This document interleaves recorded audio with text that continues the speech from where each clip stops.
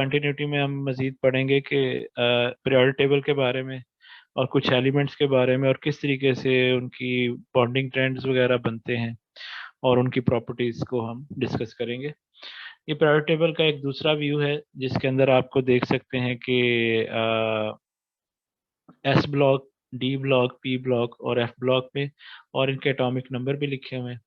S block से मुराद है कि इनके एस ब्लॉक जो है वो पार्शली फील्ड होता है और डी ब्लॉक में जो एलिमेंट्स हैं इनका डी ब्लॉक पार्शली फील्ड होता है और पी ब्लॉक में, पी ब्लॉक के अंदर जिसमें पी एक्स, पी वाई और पी जी है, डी एक्स के अंदर 5 ऑर्बिटल्स होते हैं, D X Y, D Y Z, D X Z, D Z square और D X square minus Y square.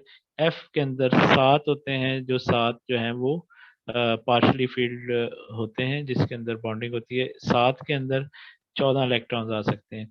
जो सब शेल्स या उनके ऑर्बिटल्स होते हैं उससे मुराद ये है कि इलेक्ट्रॉन्स जो हैं वो क्लाउड की फॉर्म में मूव कर रहे होते हैं इलेक्ट्रॉन्स, और उनके जो हैं आपस में किस तरह के घर हैं, किस तरह के घरों में वो रहते हैं, किस तरह की बाउंड्रीज हैं, किस तरह की शेप्स हैं।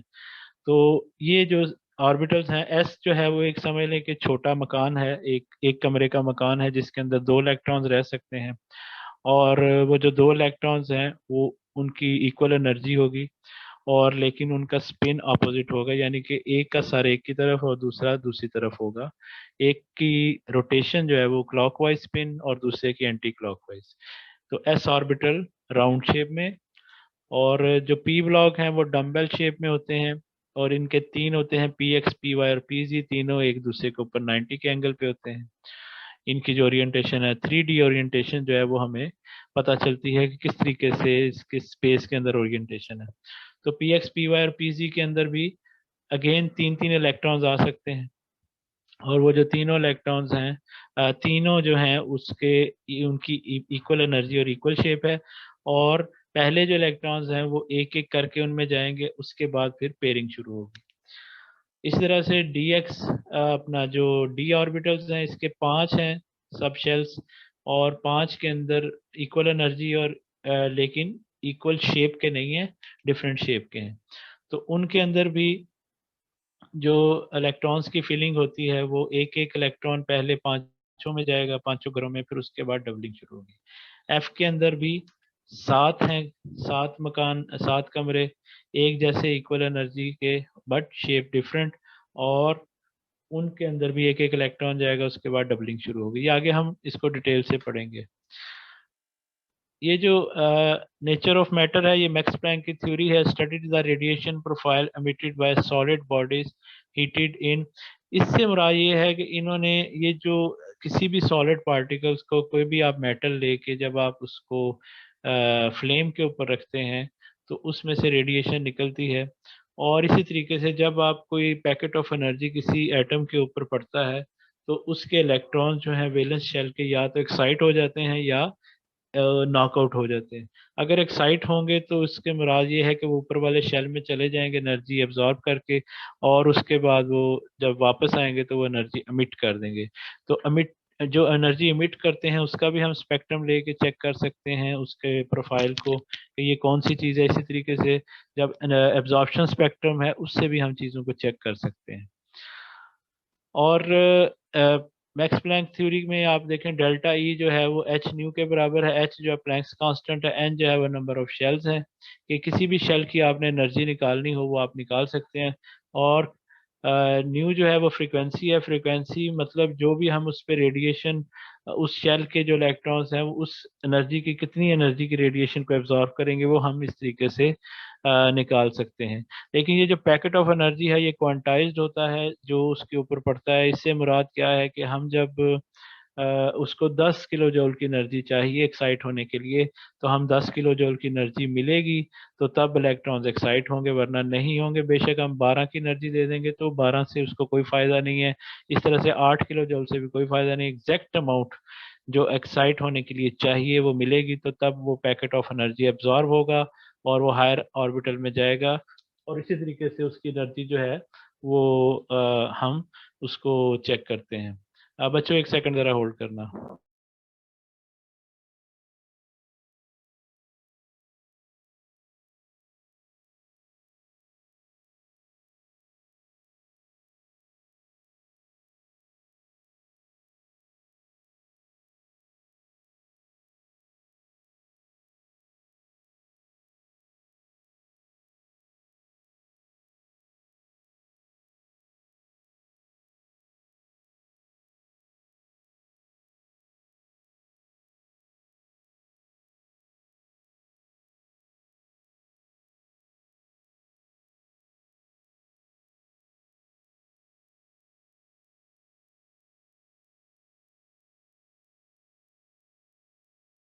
सॉरी बच्चों, वेलकम बैक। अच्छा, तो ये पैकेट ऑफ एनर्जी पूरा मिलेगा तो वो एक्साइट होगा, वरना वो एक्साइट नहीं होगा। इसी तरीके से नॉकआउट करने के लिए अगर हमें 20 किलो जूल की एनर्जी चाहिए, तो वो 20 किलो जूल की एनर्जी मिलेगी तो वो नॉकआउट होगा, वरना वो नॉकआउट नहीं होगा। नॉकआउट से मुराद ये है कि वो इलेक्ट्रॉन जो है वो एटम के हिसार से या उसके कंट्रोल से बाहर निकल जाए और वो वापस ना आए। ठीक है, वो बिल्कुल उसमें से निकल जाता है, उसको हम कहते हैं कि ये नॉकआउट हो गया।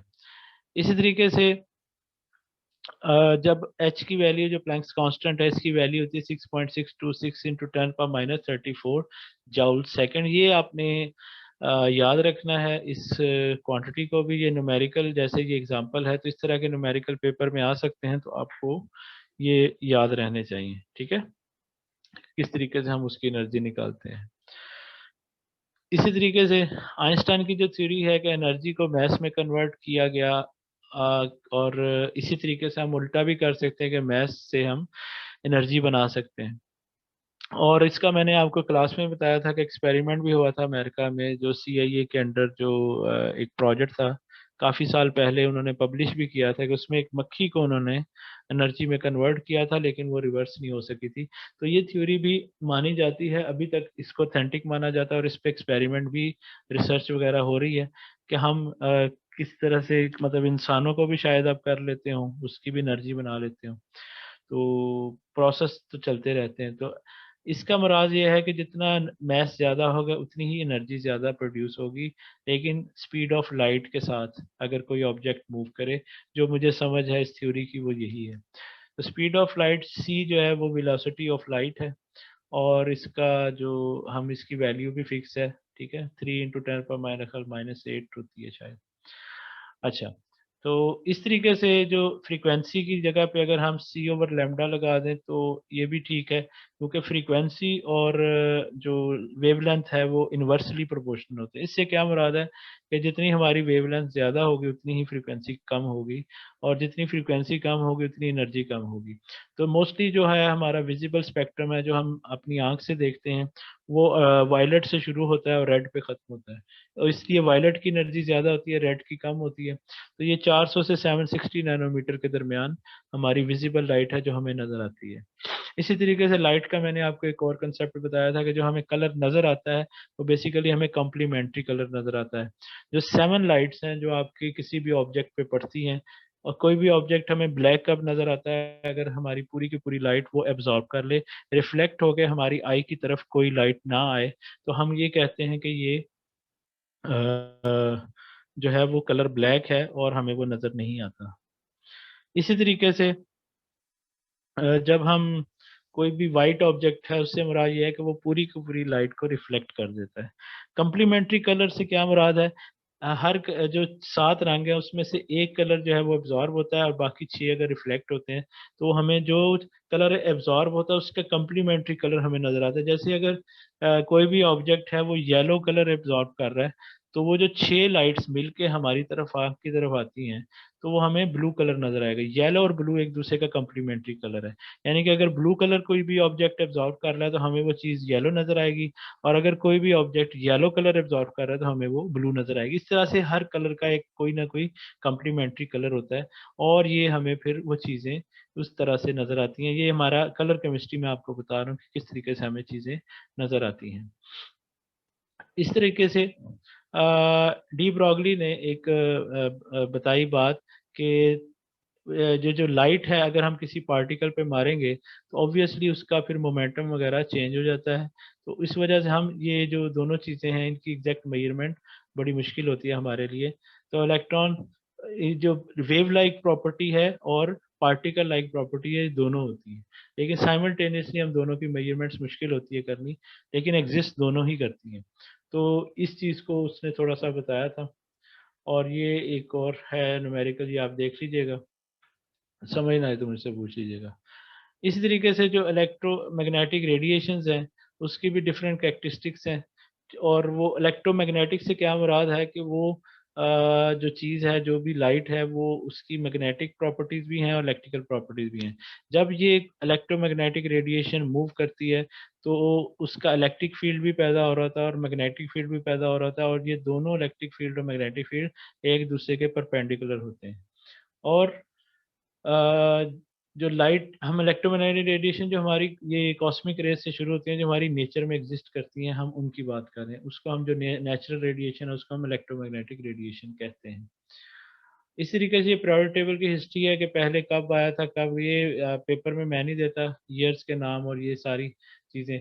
और ये बेशक आप जस्ट आपके नॉलेज के लिए आप पढ़ लीजिएगा।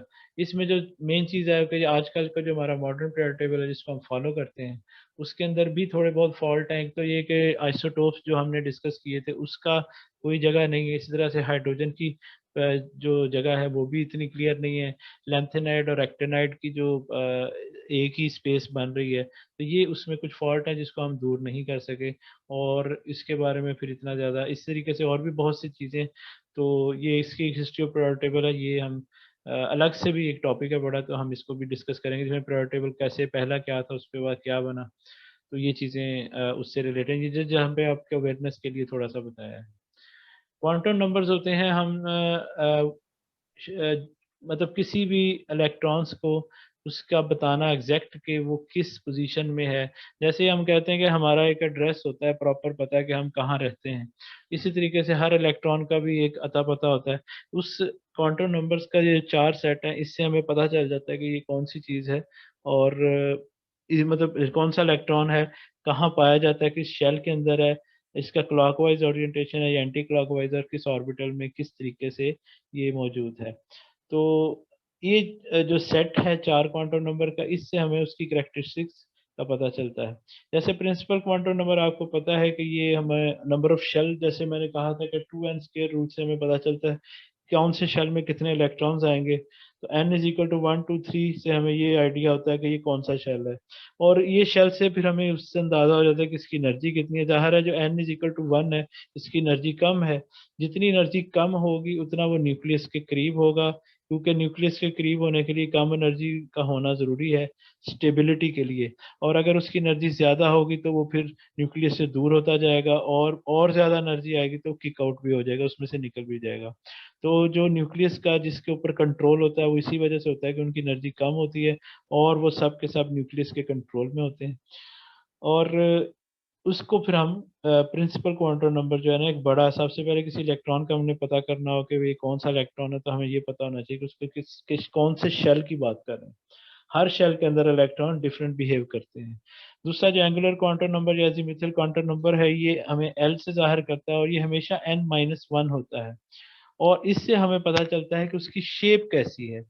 जैसे कि एल अगर जीरो है, तो इसका मतलब है कि ये एस ऑर्बिटल में एल की वैल्यू जीरो होती है, पी ऑर्बिटल में एस की वैल्यू वन होती है, डी ऑर्बिटल में टू होती है, और एफ ऑर्बिटल में एल की वैल्यू थ्री होती है। तो ये इन 1 0 1 2 3 बस यहाँ पे रुकता है। इससे हमें ये पता चलता है कि ये जो कोई भी स्पेसिफिक इलेक्ट्रॉन्स है, वो आया एस ऑर्बिटल में है, वो पी ऑर्बिटल में है, डी में है या एफ में है। इन चीज़ों से हमें ये पता चलता है। इस तरीके से मैग्नेटिक क्वांटम नंबर है, ये हमेशा जो है वो -L, ज़ीरो और +L, इसकी वैल्यू जो है वो माइनस से प्लस के दरमियान घूमती रहती है। और इसको हम L M M L L जो है वो छोटा लिखा होता है, और ये हमेशा इस तरीके से हम उसको लिखते हैं।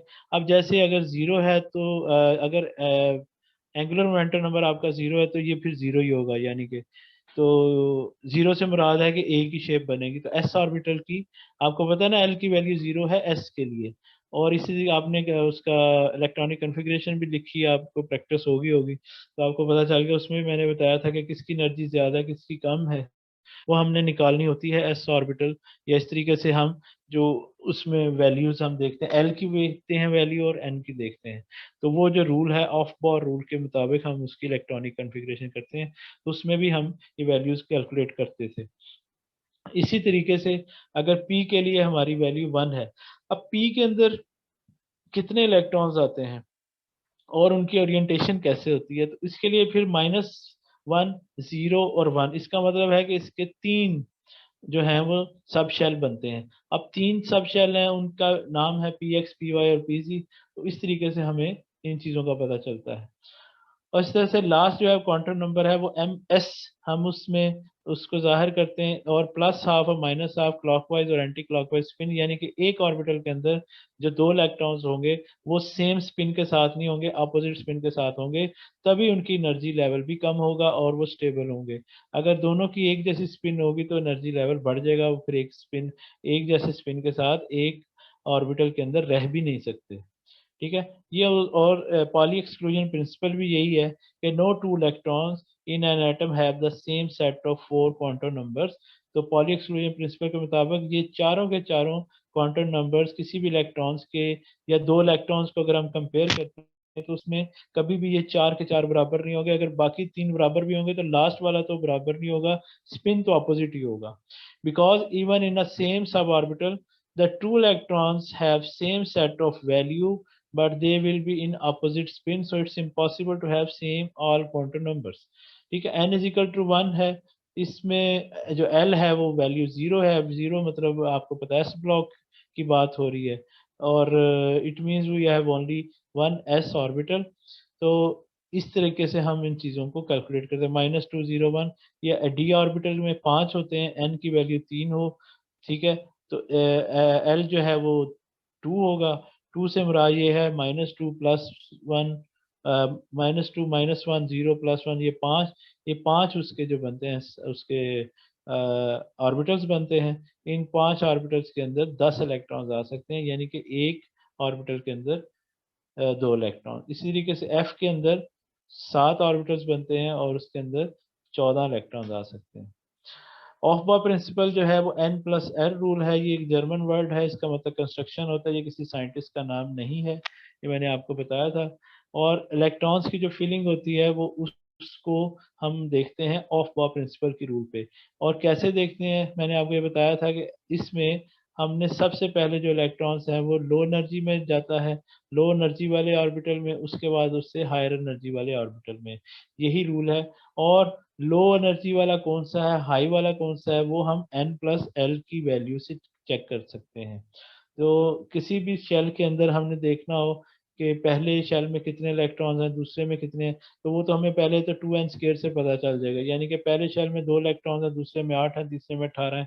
और इस तरीके से हमें ये पता चल जाएगा 2 हैं, तो वो 2 कौन से हैं। एन की वैल्यू 1 है तो एल की वैल्यू 0 है। 0 से मुराद है कि वो सिर्फ एस ऑर्बिटल है। तो अगर एक पहला शेल है उसके अंदर एस ऑर्बिटल है, एस ऑर्बिटल के अंदर 2 इलेक्ट्रॉन आ सकते हैं। तो और इसी तरीके से दूसरे शेल के अंदर 2n² रूल के मुताबिक 8 इलेक्ट्रॉन्स आ सकते हैं। और n की वैल्यू 2 है तो l की वैल्यू 1 है। 1 से मुराद है कि वो जो दूसरा ऑर्बिटल है वो p ऑर्बिटल होगा, और s उसके अंदर, लेकिन ये नहीं है उससे मुराद कि दूसरे शेल के अंदर s नहीं होगा, यानी कि सबसे पहले s होगा फिर फाइनली p होगा। इस तरीके से तीसरे शेल के अंदर पहले s p के बाद फिर d भी होगा। लेकिन जो पहले शेल में सिर्फ s है, दूसरे शेल में s और p है, तीसरे शेल में s p और d है, चौथे शेल में s p d और f है, और फिर आगे सब के अंदर s p d और f ही होगा। ठीक है, ये रूल है। और इसी तरीके से जो ऑर्बिटल फिलिंग डायग्राम है वो भी मैंने यहाँ पर अलग पेज पे बनाई है, वो भी आप देख सकते हैं। लिमिटेशंस इसमें भी थोड़ी सी थी कि कुछ चीज़ें एक्सप्लेन समझ नहीं आती। In single electron system of work cannot be applied, यानी कि हाइड्रोजन, हीलियम और लिथियम के भी 3 इलेक्ट्रॉन है, तो वहाँ पर ये इस चीज़ को एक्सप्लेन नहीं करता। और एन जो है इस केस में है, जैसे हाइड्रोजन, हीलियम में से भी अगर हीलियम के पास 2 इलेक्ट्रॉन्स होते हैं, प्लस का मतलब है कि हीलियम के पास 1 इलेक्ट्रॉन रह गया। लिथियम के पास 3 इलेक्ट्रॉन्स होते हैं, वो तीनों निकल गए उसके शेल में से। ठीक है, तो उसके बाद पीछे एक शेल उसका रह गया। तो इस तरह के केस में मुराद ये है कि n directly proportional to energy of the orbital. ये वैसे जो है रूटीन में N+L जो है वो डायरेक्टली प्रोपोर्शनल टू एनर्जी। इस तरीके से मैंने आपको बताया था अगर N+L की वैल्यू 2 ऑर्बिटल के लिए सेम होगी तो फिर हम देखेंगे कि अकेले n की वैल्यू कौन सी है। फॉर एग्जाम्पल हमारे पास एक 4 में आ जाता है, एक 5 में, दोनों का कंपैरिजन करते हैं, दोनों की वैल्यू N+L की सेम आती है, तो फिर हमने ये देखना 4 की जिसके साथ 4 लगा हुआ है उसकी जो है वो एनर्जी कम है, जिसके साथ 5 लगा है उसकी एनर्जी ज्यादा है। हुंड्स रूल क्या कहता है कि lowest energy arrangements occur when electrons occupy separate spin। ये वही वाली बात कि जो अगर अलग अलग घरों में एक एक इलेक्ट्रॉन जाएगा अलग अलग कमरों में, तो वो फिर उनकी एनर्जी कम होगी। डबलिंग होगी तो फिर वो उनका एनर्जी लेवल कम नहीं रहेगा बल्कि ज्यादा हो जाएगा। ज्यादा होने की वजह से वो स्टेबिलिटी का इश्यू बनेगा। तो इसलिए अपोजिट स्पिन के साथ डबलिंग होगी, वो भी जब सिंगली कंप्लीट हो जाएंगे तो।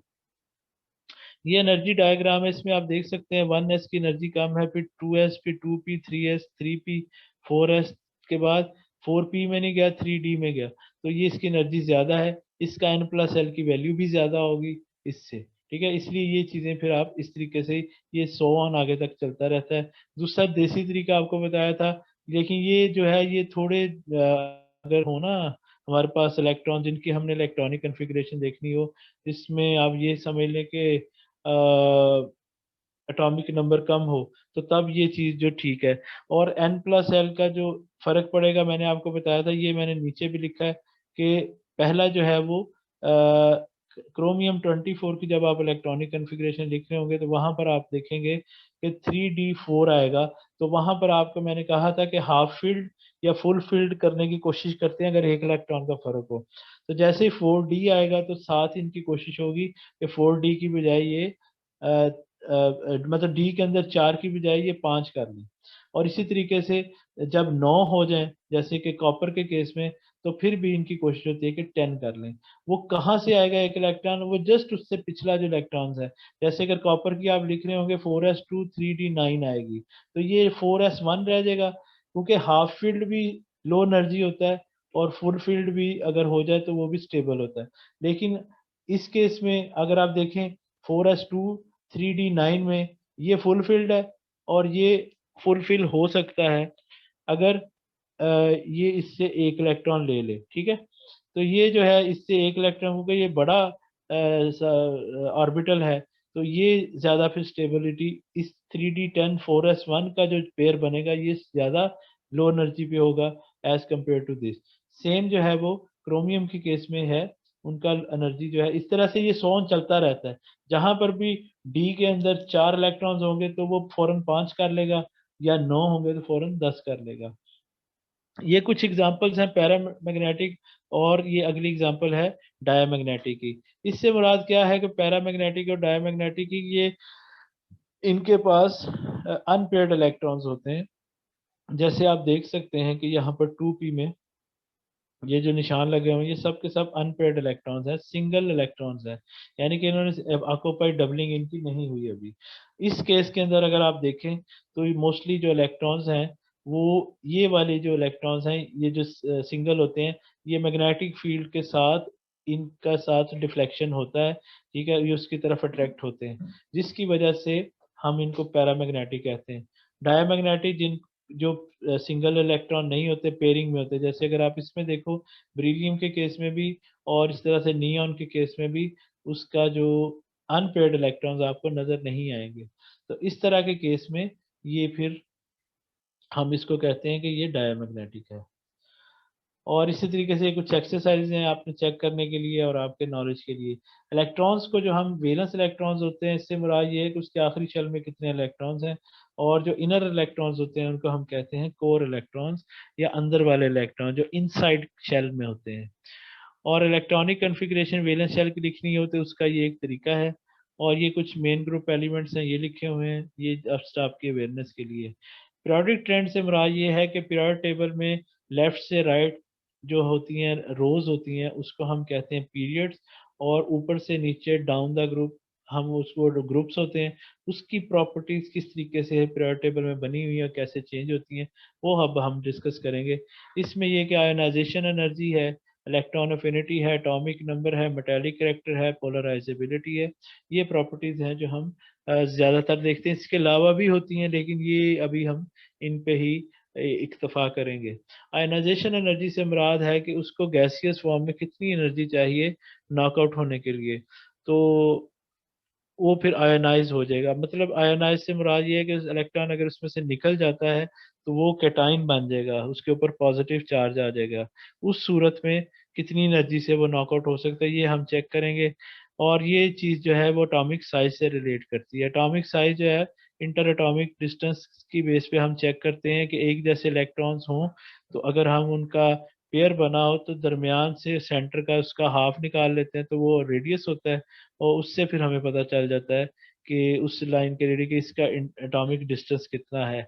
न्यूक्लियस का वेलेंस इलेक्ट्रॉन, जो आखिरी शेल के इलेक्ट्रॉन्स है वहां तक कितना साइज बनता है, तो वो हमें एटॉमिक साइज कहलाता है।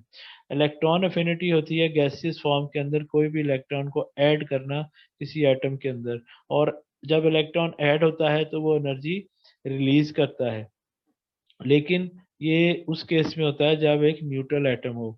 लेकिन अगर कोई चार्ज पार्टिकल है तो उसकी वजह से फिर एनर्जी लेना या देना, ये दोनों चीजें फर्क हो सकती हैं।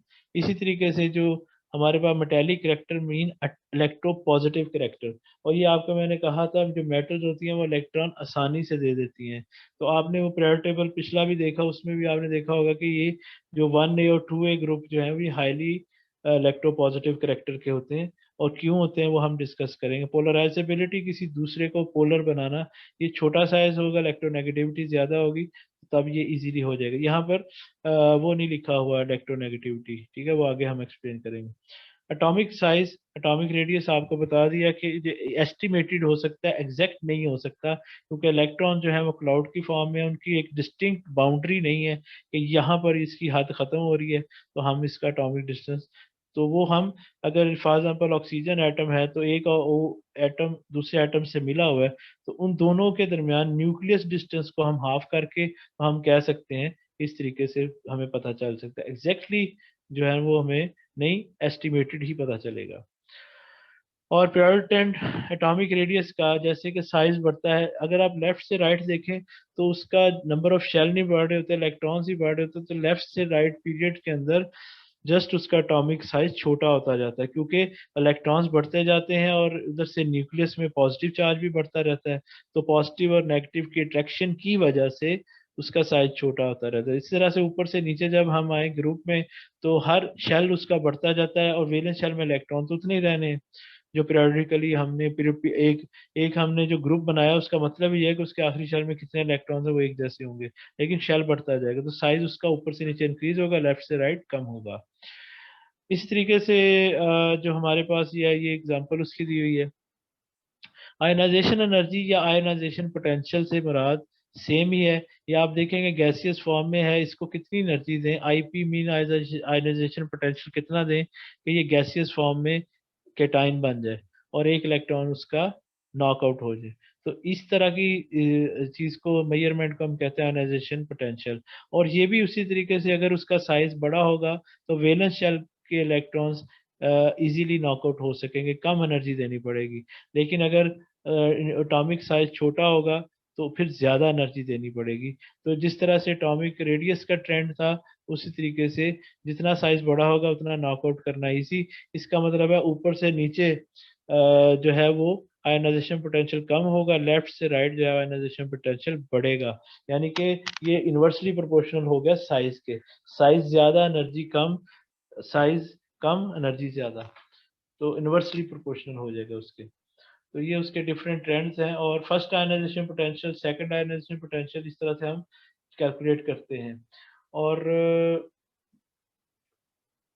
ये एक एग्जांपल है जिसमें अगर आप देखें मैग्नीशियम सेकंड ग्रुप में है, 2A ग्रुप में है, इसके पास आखिरी शेल में 2 इलेक्ट्रॉन्स होते हैं। तो वो 2 इलेक्ट्रॉन्स को एनर्जी चाहिए तो तकरीबन ये बराबर होगी, एक इलेक्ट्रॉन निकाला फिर उसमें से एक और इलेक्ट्रॉन निकाला, लेकिन ये तीसरा इलेक्ट्रॉन निकाला तो कई गुना ज्यादा एनर्जी देनी पड़ी। इसकी क्या वजह है? वो ये है कि जैसे ही हम 2 इलेक्ट्रॉन्स निकाल दिए तो उसका एक शेल ही खत्म हो गया। अब उसकी इलेक्ट्रॉनिक कन्फिग्रेशन देखेंगे तो उसके पीछे वाले शेल में 8 इलेक्ट्रॉन्स होते हैं, या 8 इलेक्ट्रॉन हो, दूसरा शेल हो, तीसरा शेल हो, ये मतलब उसके आखिरी शेल में इलेक्ट्रॉन्स पूरे हैं जो उससे पिछला शेल है। तो मैग्नीशियम के केस में भी आप देखेंगे उसके पीछे उसके पास 8 इलेक्ट्रॉन्स हैं, तो वो 8 में से एक निकालना बहुत ज्यादा एनर्जी देनी पड़ेगी उसकी। ये एक वजह तो ये है कि वो उसका ऑक्टेट कंप्लीट है, दूसरी वजह ये है कि उसका इंटर एटॉमिक जो उसका डिस्टेंस है वेनस शेल का और उसका न्यूक्लियस का, वो भी कम हो गया।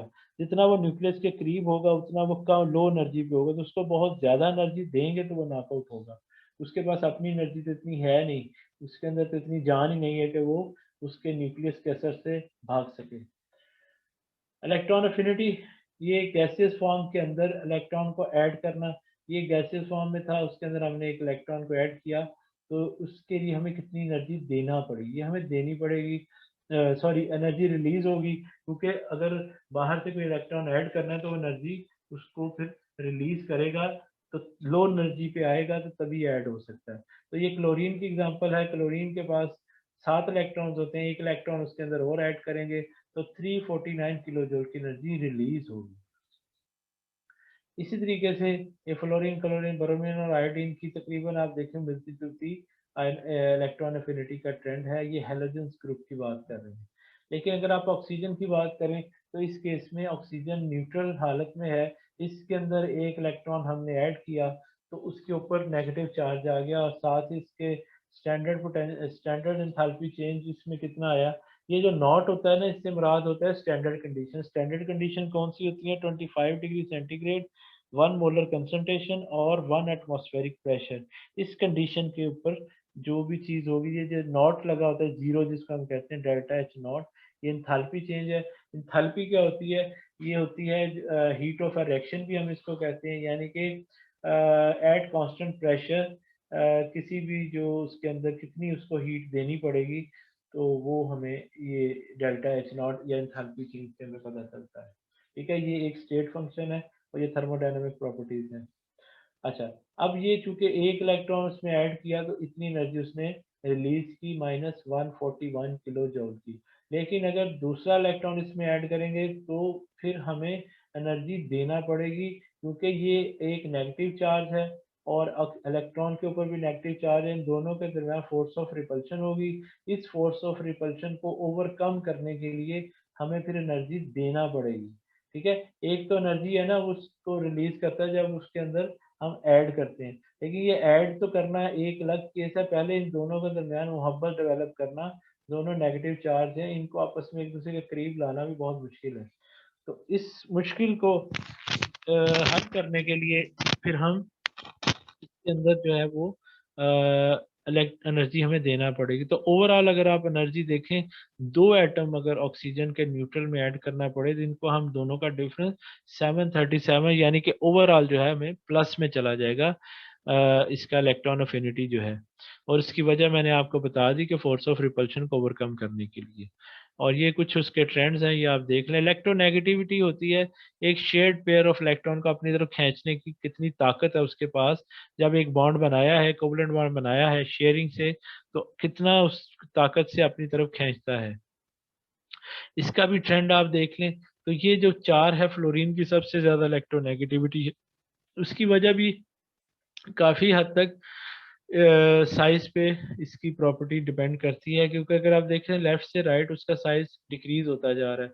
डिक्रीज होने से मुराद है कि उसका न्यूक्लियस के साथ फोर्स ऑफ अट्रैक्शन बढ़ती जा रही है। तो ये फिर किसी का शेड पेयर ऑफ इलेक्ट्रॉन किसी दूसरे, क्योंकि इसका साइज छोटा है, इसके पास प्रोटॉन बहुत ज्यादा है, और इस इलेक्ट्रोनेगेटिव मतलब शेड पेयर ऑफ इलेक्ट्रॉन खींचना, यानी कि किसी दूसरे का इलेक्ट्रॉन भी खींच लेना, ये है। तो साइज छोटा होगा तो वो खींच सकेगा, अगर साइज बड़ा होगा तो फिर थोड़ा सा मुश्किल होगा। तो इस सूरत हाल में जब अब ये देखें यहाँ पर साइज और बड़ा हो गया थोड़ा सा, तो इसका अपने आखिरी शेल पे कंट्रोल कम होता गया। अब अपने आखिरी शेल पे कंट्रोल कम है तो किसी दूसरे के इलेक्ट्रॉन को खींचने की ताकत भी कम होती जाती है। तो ये ऊपर से नीचे अगर आप देखें इलेक्ट्रोनेगेटिविटी कम होगी, इससे और लेफ्ट से राइट जो है वो इंक्रीज होगी। रीजन क्या है? साइज का, यानी कि साइज बढ़ेगा तो इलेक्ट्रोनेगेटिविटी कम होगी। और ये भी एक तरह का एटॉमिक रेडियस का इन्वर्सरी प्रोपोर्शनल हो गया। ठीक है, और ये उसके मुख्तलिफ ट्रेंड्स का एक चार्ट है। और बस इसमें बस बाकी एग्जांपल्स हैं वो आप देख लीजिएगा। और इसी तरीके से मैं आपको अब, हमने एक और चीज़ डिस्कस की थी ट्रेंड्स की बेसिक्स।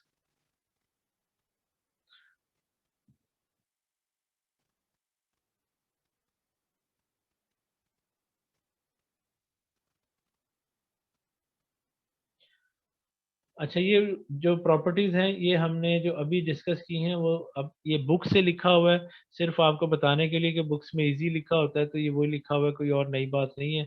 ये भी इलेक्ट्रॉन पोटेंशियल की मिसाल जिसमें ऑक्सीजन की दी, इसमें नाइट्रोजन की भी उन्होंने दी है। नाइट्रोजन के पास 3 इलेक्ट्रॉन्स हम ऐड कर सकते हैं क्योंकि उस पांचवें 5A ग्रुप में है। इसके पास आखिरी शेल में 5 इलेक्ट्रॉन्स होते हैं, तो 3 इलेक्ट्रॉन्स इसको चाहिए अपना 8 पूरे करने के लिए। तो इस तरह का केस में भी ये चीज़ें हो जाती हैं। बाकी ये प्रायोरिटी टेबल दिया हुआ है, ये आप एग्जाम में भी अपने पास रख सकते हैं, या मैं आपको बता भी सकता हूँ। और अगर आपका ऑनलाइन होता है एग्जाम फिर तो वैसे ही आपको देख के करना है, आपने कौन सा जुबानी करना है। तो ये चीज़ें थोड़ी सी वहाँ पर आपको दिखा देता हूँ मैं दूसरा भी। ये सारा जो सारा नहीं ही पढ़ा देना है। बच्चे आपने पढ़ा हुआ है सारा कुछ, ये तो अभी रिपीट ही हो रहा है, मैं कौन सा नया पढ़ा रहा हूँ। ये किसने पूछा था?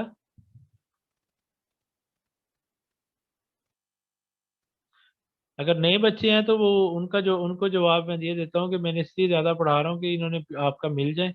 आप इसकी मैं वीडियो अपलोड कर दूंगा यूट्यूब पे, आप उसको रिपीट करके देख सकते हैं। ये 4 लेक्चर में जो काम हुआ है मैं 2 लेक्चर में कर रहा हूँ, इन्होंने 4 लेक्चर आपसे पहले लिए हैं, आपके 2 लेक्चर, एक एक्स्ट्रा लेक्चर इसमें। तो तकरीबन आपका हाफ टाइम में वो चीज़ें हैं, इसलिए मैं ज़रा तेज़ पढ़ा रहा हूँ। तो अगर फिर भी आपको समझना है तो ये अपलोड होगा, आप इसको रोक रोक के बार बार देख सकते हैं। अगर फिर भी आपको समझना है तो आप मुझसे दोबारा भी पूछ सकते हैं, हम दोबारा से अपना एक अलग से सेशन भी कर लेंगे नए बच्चों के लिए, अगर उनको कोई प्रॉब्लम हो। ठीक है, तो आप ये 1-2 दिन है आप वीकेंड पे भी पढ़ें, और अगर आपको फिर भी समझ ना आए मुझे बताइएगा, मैं दोबारा से आपको एक अलग से सेशन करके भी दोबारा से समझा दूंगा आराम आराम से भी। वैसे तो अगर मैं तेज इसलिए बोल रहा हूँ कि मेरे पास ये रिकॉर्डिंग हो रही है और ये इसकी वीडियो मैंने अपलोड कर देनी है, तो आपको इंशाल्लाह प्रॉब्लम होगी नहीं। अच्छा, ये है जो बॉन्डिंग ट्रेंड से मुराद ये है कि पहले हमने पीरियोडिक ट्रेंड पढ़ा कि पीरियोडिक टेबल में किस तरीके से उनके होते हैं, लेफ्ट से राइट ऊपर से नीचे क्या चलता है उनका, डिफरेंट प्रॉपर्टीज।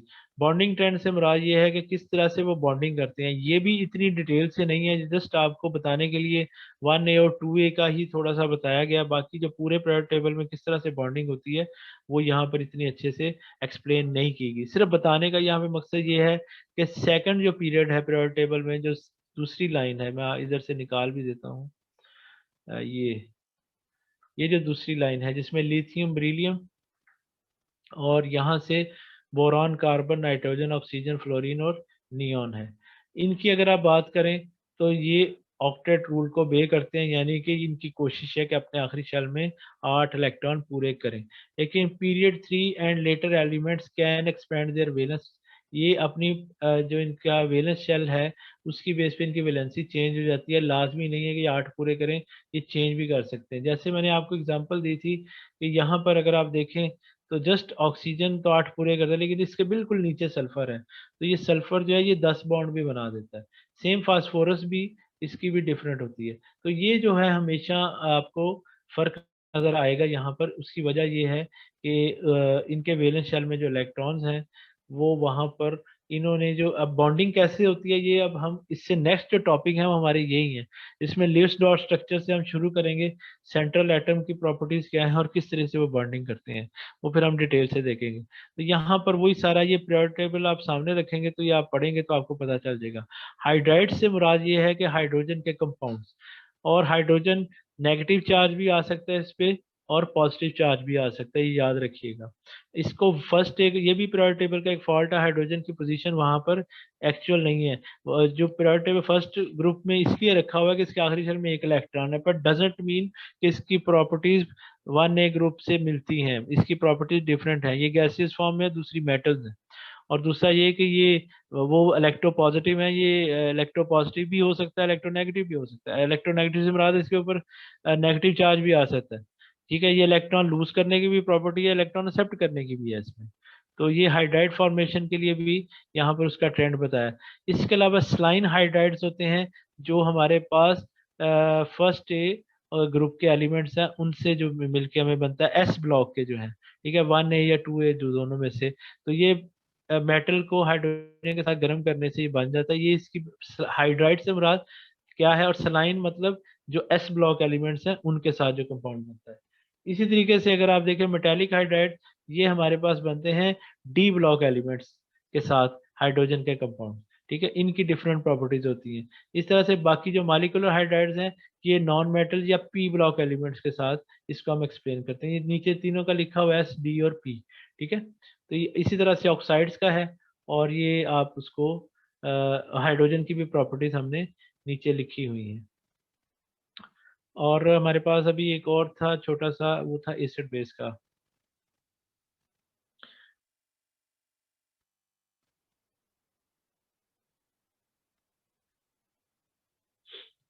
इसमें अगर आप देखें तो एसिड बेस के तीन कंसेप्ट हैं, आर्हेनियस, लॉरी ब्रॉन्स्टेड और ल्यूइस कंसेप्ट। एक जो ल्यूइस कंसेप्ट है यहाँ पर एसिड बेस का है, एक ल्यूइस थ्योरी है जो बॉन्डिंग की है। ठीक है, वो अलग थ्योरी है। ये एसिड बेस के बेस पे इसको ल्यूइस है, साइंटिस्ट का नाम वही तो, लेकिन परेशान नहीं होना। अगर मैं पेपर में पूछूं ल्यूइस कंसेप्ट ऑफ एसिड तो वो मुराद ये है, अगर मैं पूछूं ल्यूइस डॉट स्ट्रक्चर या ल्यूइस थ्योरी बताएं तो वो उससे मुराद बॉन्डिंग ट्रेंड है या बॉन्डिंग से रिलेटेड प्रॉपर्टीज है। आर्हीनियस ये कहता है कि हर वो चीज जो वाटर के अंदर एच आइन जिसका रिलीज हो जाए, एच आइन से मुराद है ये प्रोटॉन है, यानी कि एक प्रोटॉन उसका रिलीज हो जाए तो वो एसिड है, और जिसका ओ एच आइन रिलीज हो जाए वो बेस है। ये HCl और NaOH की एग्जांपल है। ब्रॉन्स्टेड लॉरी ये दो साइंटिस्ट थे, इन्होंने मिलकर जो कंसेप्ट दिया उसके बाद है। इससे मुराद ये है कि जो पानी के अंदर प्रोटॉन दे दे वाटर के अंदर वो एसिड है, और जो H एक्सेप्ट कर ले, एक्सेप्ट कर, ऊपर तो ये था जो H देता है वो एसिड है, वो दोनों का सेम हो गया। ठीक है, और ऊपर अल्कली का क्या कंसेप्ट था, जो OH दे, यहाँ पर अल्कली का कंसेप्ट है जो H एक्सेप्ट करे। ठीक है, बस ये फर्क है दोनों में।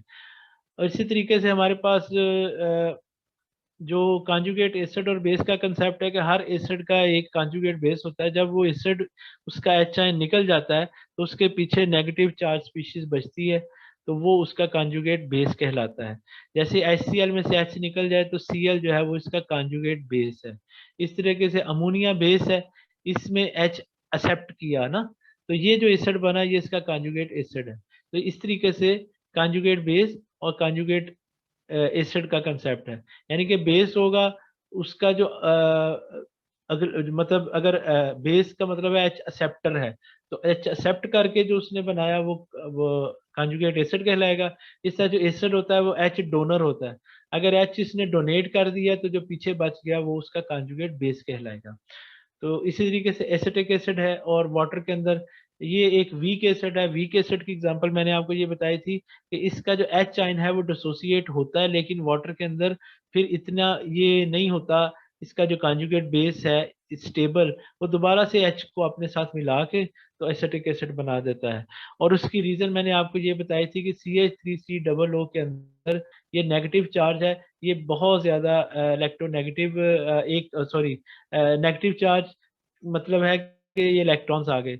और दूसरा ऑक्सीजन जो है, और ये जिसके साथ वाले हैं हमारे पास, ये सारे के सारे इस एरिया के अंदर ऑक्सीजन के पास, ये इस एरिया की मैं यहाँ से बताता हूँ, इस एरिया पे ऑक्सीजन की अवेलेबिलिटी बहुत ज़्यादा हो जाती है और इलेक्ट्रॉन्स जो हैं वो लोकलाइज्ड हो जाते हैं।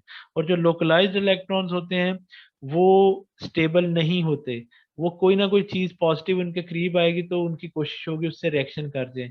लेकिन अगर ये इलेक्ट्रॉन डी लोकलाइज होते हैं, मतलब ये पूरे के पूरे मॉलिक्यूल के ऊपर घूम रहे होते, तो फिर इलेक्ट्रॉन्स की अवेलेबिलिटी किसी एक्सटर्नल स्पीशीज के पास नहीं होती। वो मैंने आपको बताया था कैसे हो सकता है कि अगर हम एक CH3 में से एक हाइड्रोजन की जगह हम क्लोराइड लगा दें तो ये क्लोरोएसिटिक एसिड का कॉन्जुगेट बेस बन जाएगा, और वो ज्यादा स्टेबल होता है। क्यों कि Cl ने इधर से इलेक्ट्रॉन को खींचना है, तो यहाँ से इलेक्ट्रॉन क्लाउड इस तरफ मूव कर जाएगा। उस तरफ मूव करने से इलेक्ट्रॉन की अवेलेबिलिटी इस कॉर्नर पे खत्म हो जाएगी। इसी तरीके से जितने ज्यादा हम क्लोराइड ऐड करते जाएंगे, तो मैंने आपको भी बताया था कि ट्राई क्लोरोएसिटिक एसिड इतना ज्यादा स्ट्रॉन्ग एसिड है कि आप सोच भी नहीं सकते।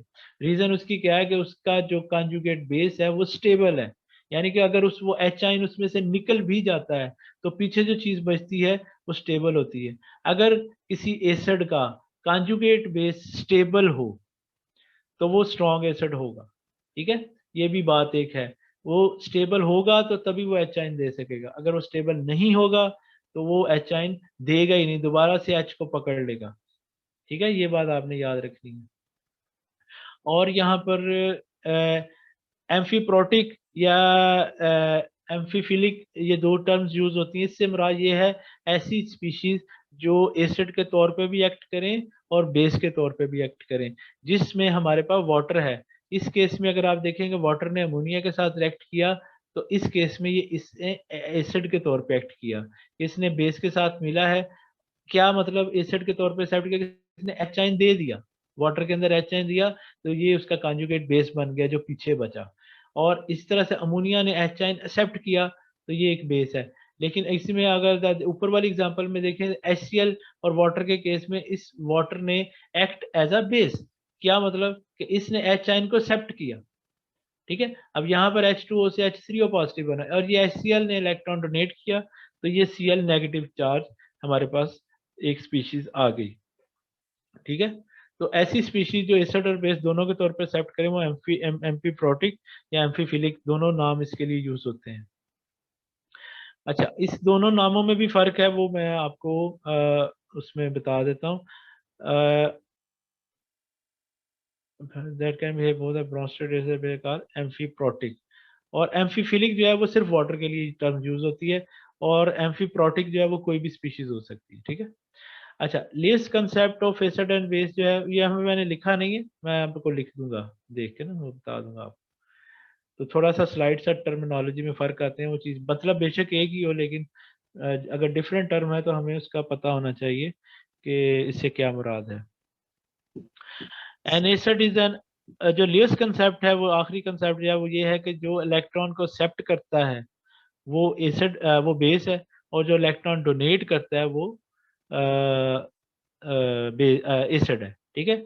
इलेक्ट्रॉन पेयर रिसेप्टर जो है वो एसिड है, और बेस जो है वो इलेक्ट्रॉन डोनर है, ठीक है। ये इससे मुराद है ल्यूइस का। तो ल्यूइस ने जो है फड्डा ही खत्म कर दिया प्रोटॉन का या हाइड्रोजन का या OH का, उसने इलेक्ट्रॉन्स की ले गया कि इलेक्ट्रॉन्स की बेस पे ही हमने इसको डिसाइड करना है। तो ये इसकी एग्जांपल्स आगे लिखी हुई। ये एक फाइनल जो हेक्सा एक्वो एल्यूमिनियम से मुराद है, ये एक कम्प्लेक्स बनता है। और ये जो कम्प्लेक्स है ये हम इसको कैसे बनाते हैं, ये हम आगे जब बॉन्डिंग पढ़ेंगे ना, तो उसमें हम ये सारी चीज़ें पढ़ेंगी कि हाइब्रिडाइजेशन के दौरान या वैसे थ्योरी जो है, वेस्पर थ्योरी के मुताबिक शेप्स कैसे बनती हैं। तो ये एक मैक्सिमम रिपल्शन इस valence shell electron pair repulsion theory की बेस पे इसका स्ट्रक्चर इस तरह से बनता है। एल्यूमिनियम दरमियान में है, ये एक प्लेनर स्ट्रक्चर है 90 के एंगल पे, ये एक ऊपर को अवे फ्रॉम द प्लेन और ये एक इनसाइड द प्लेन। इस तरीके से वाटर मालिक्यूल उसके साथ 6 मालिक्यूल उसके साथ जुड़े होते हैं। ऑक्सीजन डायरेक्टली अटैच है, और ये HH इस तरीके से, इसके ऊपर 3 पॉजिटिव चार्ज हैं। लिखने का तरीका इसमें ये पूरा स्ट्रक्चर में एल्यूमिनियम और 6 वाटर के मालिक्यूल मिलके कैसे कम्प्लेक्स बनाते हैं। इसको हम हाइड्रेशन का मतलब किसी चीज में वाटर की एडिशन होना, ठीक है। और लास्ट जो है हमारा टॉपिक है वो बफर का है।